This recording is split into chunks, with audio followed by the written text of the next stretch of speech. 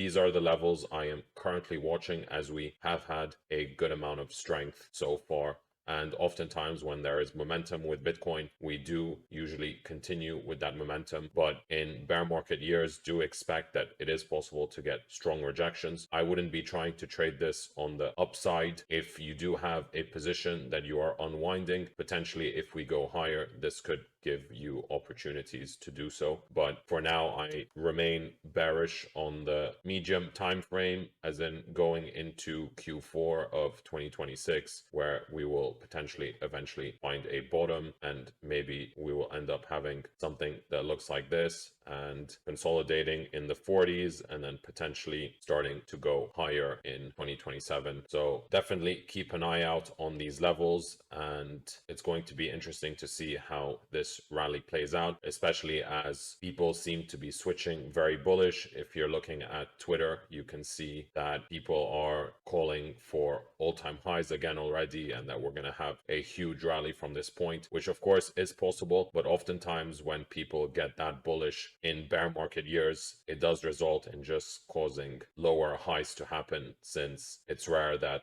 what the majority of people are saying on Twitter, influencers and so on, happens. Usually we end up having a bottom when there is a lot more fear and panic, and everyone is saying Bitcoin is dead and that we're never going to recover, and there's a lot less kind of euphoric types of tweets. So that's kind of when you can see a bottom to be formed, similar to what happened in 2022 when the FTX collapse happened. And when we were trading in the 20s, the timeline was always very negative on Twitter, and people were just very depressed, and there wasn't much optimism about price and Bitcoin going higher. Mostly people were thinking we were going to go to 8K or even 4K, and no one was really saying that we were going to just consolidate and then eventually have this massive rally that we had in 2024 and so on. So careful when it comes to buying strength in years where we expect to be in a bear market, since oftentimes it catches people offside, similarly to what happened in 2022. Definitely when we had this rally, a lot of people were calling to go to new all-time highs from that point, but of course the complete opposite happened. So just make sure you have a plan if we do end up rejecting at these levels and going lower later this year, that you